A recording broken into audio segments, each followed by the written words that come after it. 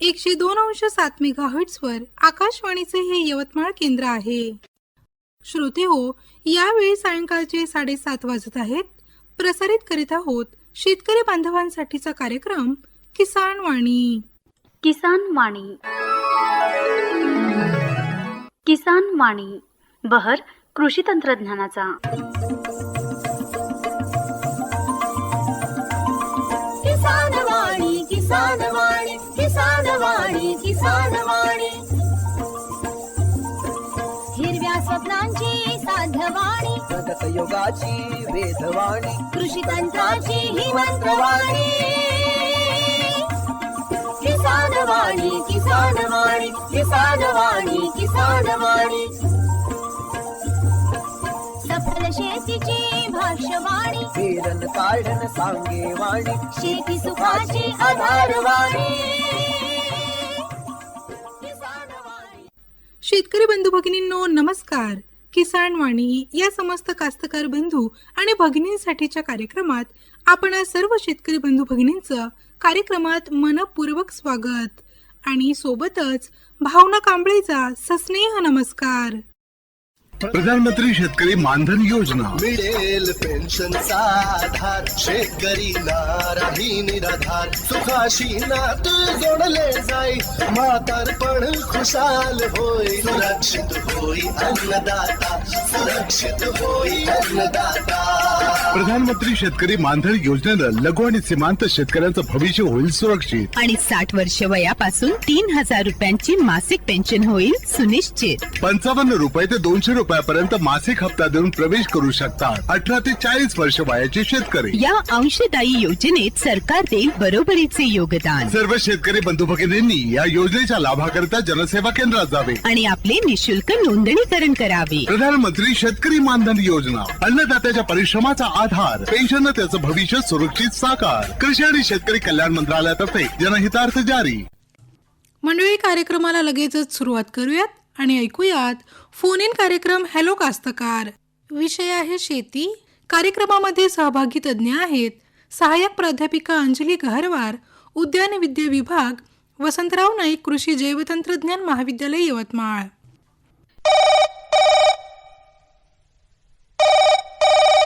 Phone in कार्यक्रम hello कास्तकार. Hello कास्तकार मॅडम. बोला. नमस्कार. नमस्कार ताई, मी अंजनखेडवरून बिंबिसार भगत बोलून राहिलो. बरं, बोला भगतजी. तर ताई, माझा एक प्रश्न होता. माझ्याकडे आता 1 एकर जमीन शिल्लक आहे, त्याच्याकडे आंबा लावा म्हणजे 1 एकर. बरं. तर ते 1 एकरमध्ये किती झाडं बसतात आणि किती बाय कितीवर लावायची होती हे विचारायचं होतं पा. बरोबर बरोबर. ते रोपाची म्हणजे कलमाची कोणती जात लावा, मला वाटलं ते केशर लावा म्हणत हा. बरं बरं. तुमच्या जमिनीसाठी कोणती योग्य आहे त्यावर पण अवलंबून असतं. बरं बरं. आपण कोण बोलायले म्हणले? मी भावना कांबळे. हां दादा, तुम्ही जो प्रश्न विचारला आहे की तुम्हाला आंबाची लागवड करायची आणि तुमच्याकडे 1 एकरचं रान आहे, ठीक आहे. आणि केशर तुम्ही जे वाण निवडलेलं आहे खूप चांगलं वाण आहे ते, आणि मार्केटमध्ये त्याची डिमांड म्हणजे मागणी खूप चांगली आहे. आणि हा एकमेव असा वाण आहे हा आणि हापूस की जो एक्सपोर्ट आपण करतो भारतातून. पण तुमचं आता छोटंसं आहे, 1 एकर आहे, हरकत नाही. कारण बाकीचे जे फळपिकं आहे सगळ्या फळपिकांमध्ये सध्या आंबा हा चांगला मागणी असणारा फळपीक आहे. तर याची जर तुम्हाला लागवड करायची असेल तर आता उन्हाळ्याचे दिवस आहे आणि तुमच्याकडे असा फारसा म्हणजे दिवस राहिलेले नाही आहेत जमीन तयार करायला. कारण पुढच्या महिन्यात शक्यतोवर पावसाळा सुरू होईल आणि एकदा पावसाळा सुरू झाला की जमीन ओली होऊन जाते. म्हणून आता ताबडतोब तुम्हाला जर लागवड करायची असेल तर सर्वप्रथम जे काही कलमं आहेत त्या कलमांची तुम्हाला बुकिंग करावी लागेल, जेणेकरून तुम्हाला चांगल्या जातीच्या कलमा त्या तुम्हाला उपलब्ध होतील. कलमा या शासनाच्या ज्या पंजीकृत रोपवाटिका आहे किंवा ज्या शासनाच्या रोपवाटिका आहेत किंवा डॉक्टर पंजाबराव देशमुख कृषी विद्यापीठ अकोला, प्रादेशिक फळ संशोधन केंद्र काटोल या ठिकाणून तुम्ही जातीवंत केशरची कलमा आणू शकता. आता एक कलमा तर तुम्ही पुढच्या महिन्यात घेऊन या, पण बुकिंग तुम्ही आत्तापासूनच करू शकता किंवा कलमा आणूनही तुम्ही त्या आपल्या शेतामध्ये त्याचं संगोपन करू शकता. दुसरी गोष्ट, कलमा लावण्यासाठी सर्वप्रथम तुम्हाला जमिनीची तयारी करावी लागेल आणि याच्यासाठी तुम्हाला ज्या केशरसाठी साधारणपणे जमिनीचा मगदूर पाहून भारीची जर जमीन असेल तर 9 बाय 9 मीटर आणि हलकीची जर जमीन असेल तर 8 बाय 8 मीटर अंतरावर तुम्हाला जमिनीमध्ये खड्डे खोदावे लागतील. खड्डे खोदताना तुम्हाला 1 बाय 1 बाय 1 मीटर म्हणजेच 3 बाय 3 बाय 3 फूट लांबी, रुंदी आणि खोल अशा प्रकारे हा खड्डा खोदायचा आहे. खड्डा खोदताना एक गोष्ट लक्षात घ्यायची आहे की जमिनीत 3 फुटापर्यंत कोणत्याही स्वरूपाचा कठीण काळा दगड लागायला नको. जमिनीला 1 मीटरपर्यंत जर मुरमाड असेल तर फार चांगलं, किंवा मातीची. तर शक्यतो तर मुरमाड असते कारण माती इतकी खोल राहत नाही. परंतु जर काळा दगड लागत असेल तर अशी जमीन शक्यतो लागवडीसाठी टाळायची. मग अशा जमिनीमध्ये, मुरमाड जमिनीमध्ये किंवा चांगल्या हलकी ते भारी स्वरूपाच्या जमिनीमध्ये, मध्यम ते भारी स्वरूपाच्या जमिनीमध्ये खड्डा खोदल्यानंतर 8 बाय 8 मीटर हलक्या जमिनीत आणि 9 बाय 9 मीटर भाऱ्या जमिनीत हा जो खड्डा आहे हा जवळपास तुम्हाला 20 ते 25 दिवस भर उन्हात तापत ठेवायचा, जेणेकरून याच्यात जे काही रोगाचे, किडींचे जे काही असतील अंडी वगैरे किंवा रोगाचे जे काही जंतू असतील ते सगळे निर्जंतुक होऊन जातील. आणि अशा या जमिनीमध्ये या महिन्याच्या शेवटी म्हणजे मे महिना ओसरत असताना चांगलं कुजलेलं शेणखत आणि माती यांच्या समप्रमाणात हा खड्डा म्हणजे बुडापासून वरपर्यंत भरायचा आहे. खड्डा भरताना तो पृष्ठभागापासून, जमिनीच्या पृष्ठभागापासून 15 ते 20 सेंटीमीटर उंच भरायचा. कारण की भरलेला खड्डा हा थोडासा पोकळ असतो किंवा माती ही थोडी भुसभुशीत असते आणि खणलेला खड्डा हा पूर्ण भरीव असतो. त्याच्यामुळे ही माती भरताना ही आपण 15 ते सेंटीमीटर उंच भरायची, जेणेकरून पावसाळ्यात मग पाऊस आल्यानंतर ती दबून ती मातीच्या लेवलपर्यंत येऊन जाते. आणि अशा या तयार केलेल्या खड्ड्यामध्ये पुढच्या महिन्यात चांगला पाऊस झाल्यानंतर किंवा 3 ते 4 पाऊस जमिनीत चांगल्या पद्धतीने मुरल्यानंतर त्याच्यात मग या जातीवंत केशर जातीची कलमांची लागवड करायची. तर अशा पद्धतीने जर लागवड केली तर निश्चितच म्हणजे बागही चांगली राहील आणि भविष्यात त्याची झाडाच्या ज्या मुळांचा जो पसरा होतो तो सुद्धा जमिनीत चांगल्या पद्धतीने वाढेल. ठीक आहे भाऊ? ठीक आहे ताई. हो, फोन केल्याबद्दल धन्यवाद. हो हो.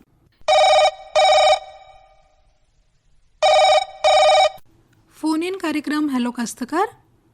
हॅलो कास्तकार. हॅलो कास्तकार, बोला. काय नाव आपलं? मी मोहन मिलमिले बोलतोय मॅडम. मोहन मिलमिले. कुठून? Wadgaon police station. बरं, बोला. काय संत्र्याबद्दल माहिती पाहिजे मॅडम थोडी. संत्र्याबद्दल माहिती पाहिजे होती. काय? ते आता लागवड केली आम्ही मागच्या वर्षी. अच्छा, मागील वर्षी लागवड केली. बरं. हा, हे दुसरं वर्ष चालू आहे आमचं संत्र्याचं. बरं. त्याच्याबद्दल थोडं मार्गदर्शन. बरं, ठीक आहे. मिलमिलेजी तुमच्या प्रश्नाचं उत्तर देत आहेत आमच्या तज्ज्ञ गहरवर मॅडम. ऐका त्यांच्याकडनं. हा, नमस्कार भाऊ. हॅलो. हॅलो, नमस्कार मॅडम. हां, नमस्कार दादा. संत्र्याची मागच्या वर्षी लागवड केलेली आहे. हो हो. बरं, कोणतं वाण लावलेलं आहे? लक्षात नाही मॅडम ती वाण. हा, एक नागपूर संत्रा आणि दुसरा नागपूर सीडलेस आहे. हो हो. संत्र्यामध्ये सध्या 2च वाण प्रचलित आहे. हो का? तर सीडलेस लावला आहे की नागपूर संत्रा लावलेला आहे? ते सीडलेस होतं मॅडम, ती वाढ नाही होऊन राहिली त्याची. वाढ नाही होऊन राहिलेली आहे. हो. बरं, कलमा कुठून आणल्या? कलमा शेंदूरधना घाटून. शेंदूरजना घाटवरून. हो. ठीक आहे ना. आता एक काम करा तुम्ही, म्हणजे लागवड केल्यानंतर त्याला खताचं व्यवस्थापन कसं केलं, म्हणजे किती महिन्यांनी खतं दिलं, कधी दिल्यात? ते कृषी सहाय्यक मॅडम आहे की ते सांगत आहे, त्याच्यामध्ये प्रबंधित हवं मी आता. हो, पण कसं आहे की लागवडीनंतर सुरुवातीला पहिल्या वर्षात 3 टप्प्यामध्ये त्याला खताचं व्यवस्थापन करायचं असते. बरोबर आहे. 3 टप्प्यामध्ये खतं देताना पहिल्या टप्प्याचं आपण जेव्हा लागवड केली, समजा जूनमध्ये लागवड जर आपण केली तर साधारणपणे सप्टेंबरमध्ये पहिला खताचा टप्पा द्यायचा, त्याच्यानंतर 2 महिन्यानंतर दुसरा खताचा टप्पा द्यायचा आणि त्याच्यानंतर फेब्रुवारी महिन्यात तिसरा खताचा टप्पा द्यायचा. हा, तर अशा वेळेला आपण जे सुरुवातीला जे नत्र, स्फुरद आणि पालाश आहे, ठीक आहे, हे तिन्ही खतं आपण सुधारित खताच्या माध्यमातून आपण या पिकाला देऊ शकतो. तर 1 वर्षाचं जर झाड असेल तर साधारणपणे या खतासोबत आपल्याला त्याला सेंद्रिय खत जे आपण म्हणतो, शेणखत चांगलं कुजलेलं, ते सुद्धा आपल्याला टाकणं आवश्यक आहे. तर झाड हे कमी म्हणजे लहान वयाचं असल्यामुळे सुरुवातीला पहिल्या वर्षी 5 किलो शेणखत आणि नत्र 120 ग्राम युरियाच्या माध्यमातून आणि 60 ग्राम स्फुरद हे सिंगल सुपर फॉस्फेटच्या माध्यमातून आणि पालाश जर आवश्यकता असेल, जमिनीचं माती परीक्षण करून जर आवश्यकता असेल तर पालाशची मात्रा द्यायची. सोबतच जे सूक्ष्म अन्नद्रव्य असतात, झिंक सल्फेट, फेरस सल्फेट आणि बोरॉन, हे सुद्धा आपल्याला 20-20 ग्राम किंवा 50-50 ग्राम सुरुवातीला देऊ शकतो आपण झाडाला. आणि खते देताना एक काळजी घ्यायची की खते हे झाडाच्या बुडाजवळ न देता झाडाच्या घेराखाली द्यायची. कलम जरी असेल हा. त्याचा पसारा जास्त नसतो, पण बुडापासून थोडं लांबच द्यायचं, जिथे त्याचा घेर संपतो. म्हणजे मग ते अर्धा फूट येऊ की 1 फूट येऊ, हो हो ठीक आहे, वाढीनुसार. तर त्यानुसार बुडाजवळ खत दिल्याने एक तर ते मुळांजवळ मिळत नाही त्याला, आणि त्याच्यामुळे झाडाची वाढ होत नाही. तर झाडाची वाढ होत नसेल तर होऊ शकतं की खतं हे जवळ पडली असेल, मुळांजवळ पडली नसेल. तर जमिनीत ज्या ठिकाणी घेर असेल त्या ठिकाणी पानोळ्याचं, त्या ठिकाणी चर करून तिथे मग ते आपण खत टाकायचं. सोबतच सूक्ष्म अन्नद्रव्य टाका, जेणेकरून झाडाची वाढ चांगली होईल. आणि सेंद्रिय खत हे आपण झाडाला त्याच घेरामध्ये टाकायचं, पण ते सुद्धा चांगलं कुजलेलं पाहिजे. आता तुमचं दुसरं वर्ष सुरू आहे ना हे? हो, दुसरं वर्ष. हां, तर ही खताची मात्रा आता डबल करून द्यायची. जवळपास 10 किलो शेणखत म्हणजे 2 घमेले लागेल तुम्हाला, हा. ठीक आहे. आणि नत्र 240 ग्राम आणि 120 ग्राम सुरत लागेल. आणि हे जे खत आहे हे तुम्हाला 3 महिन्या म्हणजे 3 टप्प्यामध्ये विभागून द्यायचे. आता लागवडीचा हंगाम तर केला, म्हणजे जुलैमध्ये आता 2 महिन्यानंतर, त्याच्यानंतर सप्टेंबर आणि फेब्रुवारी महिन्यात. हो हो अशा पद्धतीने 3 याच्यात हे खते विभागून द्यायची. म्हणजे झाड छोटं आहे तर ते हळूहळू ते जमिनीतून उचलून घेते ते खत. ठीक. आणि तुम्ही फवारणी देखील करू शकता सूक्ष्म अन्नद्रव्याची किंवा 19-19-19ची हो हो वातावरण पाहून. सध्या तर उन्हाळ्याचा दिवस आहे, ठीक आहे. जमिनीतूनच खत द्या, आणि जेव्हा पावसाळा सुरू होईल त्याच्यानंतर तुम्ही त्याच्यावर फवारणी करू शकता. ठीक आहे. ठीक आहे. ठीक आहे. हो. Hello, hello. मिलमिलेजी, झालं तुमचं समाधान? हो हो मॅडम, फोन केल्याबद्दल धन्यवाद. धन्यवाद.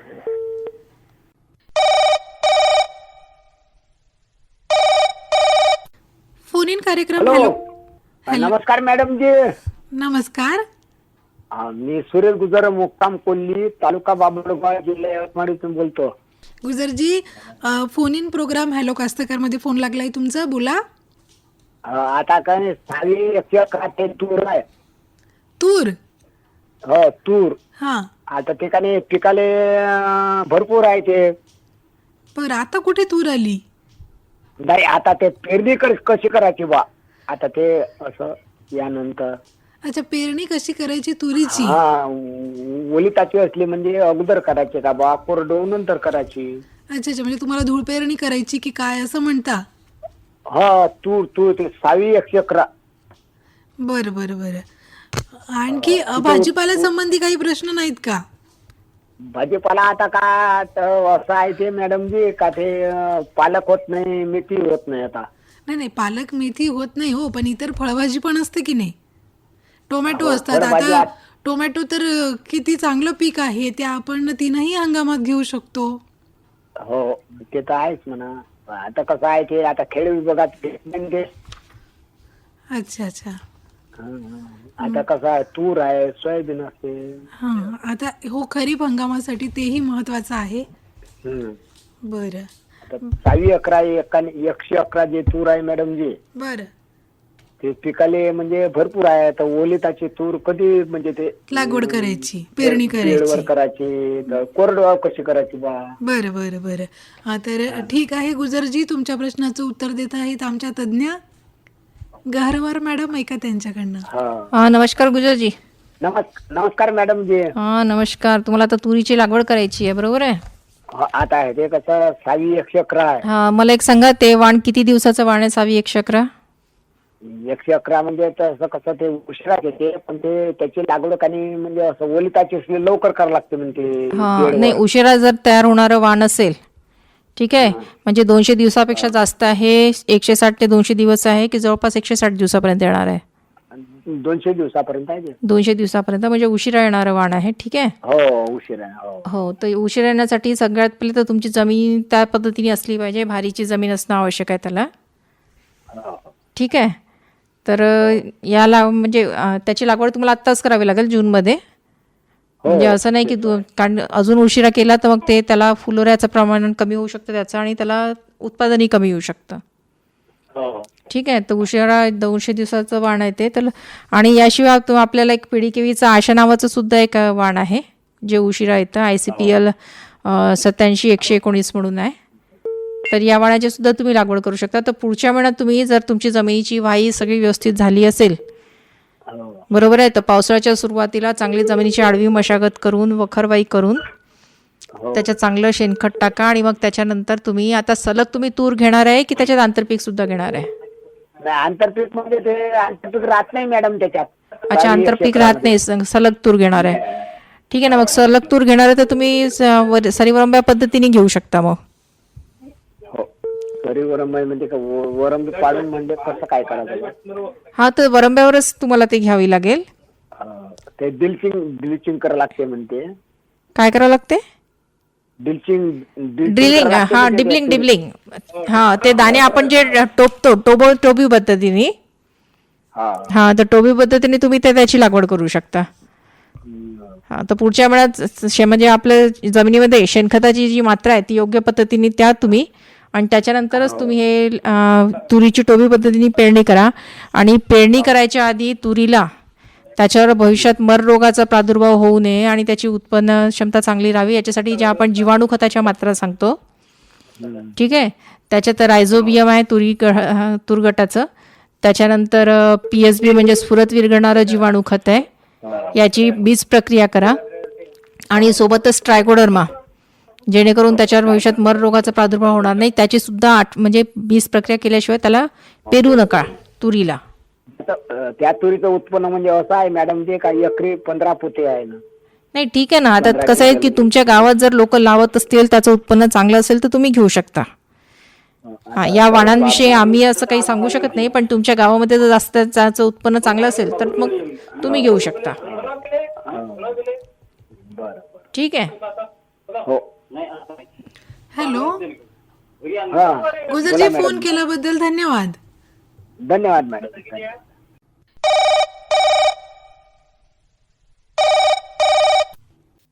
आताच आपण फोन इन कार्यक्रम हॅलो कास्तकार ऐकलात. विषय होता शेती.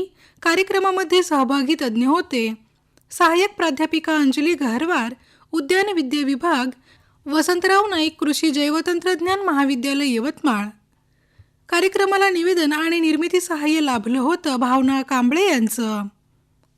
हर जोखिम से निकल कर फसल आए, सुरक्षित हो जाए, फसल बीमा से हर किसान अब आत्मनिर्भर हो जाए. संकट के समय प्रधानमंत्री फसल बीमा योजना किसानों के लिए वरदान है.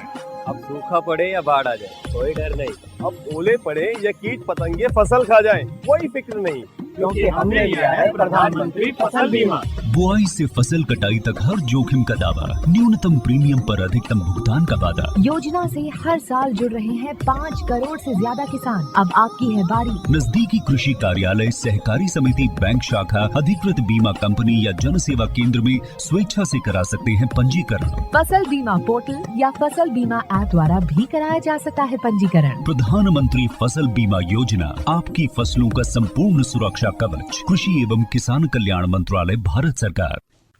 शेतकरी बंधू भगिनींनो, नमस्कार. मंडळी, कृषीवाणी या दैनंदिन सदरात आज आपण माहिती जाणून घेऊयात कीड व्यवस्थापनामध्ये सापळा पिकांचे महत्त्व याविषयी. मंडळी, सापळा पीक हा एकात्मिक कीड व्यवस्थापन पद्धतीमधील महत्त्वाचा घटक आहे. मुख्य पिकाचे हानिकारक किडींपासून संरक्षण करण्यासाठी हंगामानुसार किडींना जास्त बळी पडणारे दुसरे पीक मुख्य पिकासोबत लावल्यास कीड त्या पिकाकडे आकर्षित होते. यामुळे मुख्य पिकाचे संरक्षण होते. सापळा पीक लावल्यामुळे रासायनिक कीटकनाशक फवारणीवर होणारा खर्च कमी होतो आणि मित्र किडींची संख्या संतुलित राहण्यास मदत होते. यासोबतच सापळा पिकापासून अतिरिक्त उत्पन्न सुद्धा मिळते. पर्यावरणाचे संवर्धन होते आणि मुख्य पिकाच्या उत्पादनात वाढ होते. भाजीपाला आणि फळ पिकामध्ये सापळा पिकाचा उपयोग अतिशय उपयुक्त आहे. शेतकरी बंधू भगिनींनो, प्रमुख पिकातील सापळा पिके याप्रमाणे. सोयाबीन या पिकाभोवती एरंडी या सापळा पिकाची एक ओळ बॉर्डरवर लावावी. तंबाखूची पाने खाणाऱ्या अळीचा मादी पतंग एरंडीच्या पानावर समूहाने अंडी घालतो. त्यामुळे अंडीपुंज आणि प्रादुर्भावग्रस्त एरंडीची पाने अळीच्या समूहासहित नष्ट केल्याने मुख्य पिकाचे संरक्षण होते. सोयाबीन पिकाभोवती ज्वारीची ओळ लावावी किंवा पेरणीच्या वेळेस 100 ग्रॅम ज्वारीचे बियाणे सोयाबीन बियाण्यासोबत मिसळून पेरणी करावी. सूर्यफूल किंवा झेंडूची एक ओळ पिकाभोवती लावावी. कपाशी पिकाभोवती झेंडू या सापळा पिकाची एक बॉर्डर ओळ लावावी. झेंडूच्या पिवळ्या फुलाकडे हिरव्या बोंडळीचा मादी पतंग आकर्षिला जाऊन त्यावर अंडी घालतो. कपाशीच्या भोवती एक ओळ एरंडीची लावावी. तंबाखूची पाने खाणाऱ्या अळीचा मादी पतंग एरंडीच्या पानावर समूहाने अंडी घालतो आणि असे अंडीपुंज आणि प्रादुर्भावग्रस्त एरंडीची पाने अळ्यांच्या पुंजक्यासहित नष्ट करावीत. कपाशीच्या 10 ओळीनंतर एक ओळ चवळी किंवा मका पिकाची पेरणी करावी. मावा ही कीड चवळीवर मोठ्या प्रमाणात येते, त्यामुळे ढाल किडा, सिरफीड माशी, क्रायसोपा इत्यादी मित्र किडींची वाढ होते. मका, मूग, उडीद या पिकांवर मित्र कीटकांचे संवर्धन होण्यास मदत होते. शेतकरी बंधू भगिनींनो, तूर पिकावर शेंगा पोखरणाऱ्या अळीच्या व्यवस्थापनाकरिता ज्वारी किंवा बाजरीची आंतरपीक म्हणून किंवा तूर पेरणीच्या वेळेस 100 ग्रॅम ज्वारी किंवा बाजरी हे बियाणे 10 किलो तुरीच्या बियाण्यासोबत मिसळून पेरणी करावी.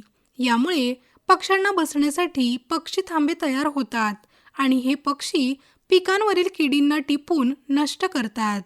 सापळा पिकामुळे रासायनिक कीटकनाशकाचा वापर कमी होतो आणि भाजीपाल्याचे दर्जेदार प्रतवारीसहित उत्पादन मिळते. तर शेतकरी बंधू भगिनींनो, अशा प्रकारे आताच आपण कीड व्यवस्थापनामध्ये सापळा पिकांचे महत्त्व याविषयी डॉक्टर पंजाबराव देशमुख कृषी विद्यापीठ अकोला यांच्याकडून प्राप्त माहिती ऐकलीत. आणि मंडळी, कार्यक्रमात शेवटी ऐकूयात हवामान वृत्त आणि हवामानाचा अंदाज. गेल्या 24 तासातील पर्जन्यमान संपूर्ण महाराष्ट्रात तुरळक ठिकाणी पाऊस पडला. कोकण, गोवा आणि विदर्भात काही ठिकाणी तर मध्य महाराष्ट्र आणि मराठवाड्यात तुरळक ठिकाणी कमाल तापमानात सरासरीच्या तुलनेत किंचित वाढ झाली आहे. गेल्या 24 तासात राज्यातील प्रमुख शहरांमध्ये नोंदवले गेलेले कमाल तापमान अंश सेल्सिअसमध्ये याप्रमाणे: अकोला येथे 40.1, अमरावती आणि नागपूर या ठिकाणी 39.4, वर्धा या ठिकाणी 40.9 आणि यवतमाळ या ठिकाणी 39.2 अंश सेल्सिअस कमाल तापमान नोंदवले गेले. राज्यात सर्वात जास्त कमाल तापमान वाशिम येथे 42.2 अंश सेल्सिअस नोंदवले गेले. पुढील हवामानाचा अंदाज याप्रमाणे: कोकण, मध्य महाराष्ट्र, मराठवाडा आणि विदर्भात तुरळक ठिकाणी पाऊस पडण्याची शक्यता, तर कोकणामध्ये उष्ण आणि दमट हवामान राहण्याची शक्यता. विदर्भामध्ये तुरळक ठिकाणी मेघगर्जनेसह विजांचा कडकडाट आणि सोसाट्याचा वारा वाहण्याची शक्यता हवामान विभागाने वर्तवली आहे. शेतकरी बंधू भगिनींनो, हा होता हवामानाचा अंदाज आणि हा अंदाज आपणास प्राप्त झाला होता भारतीय हवामानशास्त्र विभाग पुणे यांच्याकडनं. आणि मंडळी, आता वेळ झाली आहे कार्यक्रमाची सांगता करण्याची. भेट तर आहेच पुढील कार्यक्रमात. तोपर्यंत भावना कांबळेला अनुमती द्या. नमस्कार. माहितीचा वावर किसान वाणी.